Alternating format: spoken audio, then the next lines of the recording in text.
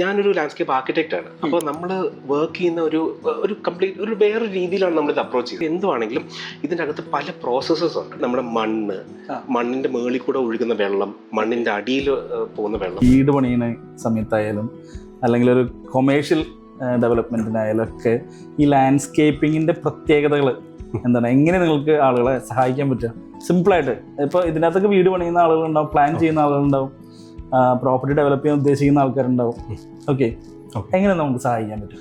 ഇപ്പോൾ നമ്മൾ ഒരു ലാൻഡ്സ്കേപ്പ് എന്ന് പറയുമ്പോൾ ഇപ്പോൾ പറഞ്ഞ പോലെ തന്നെ വളരെ ഒരു ഡെക്കറേഷൻ എന്നുള്ളൊരു രീതിയിലാണ് ഇതുവരെ നമ്മളെല്ലാവരും വിചാരിച്ചുകൊണ്ടിരുന്നത്.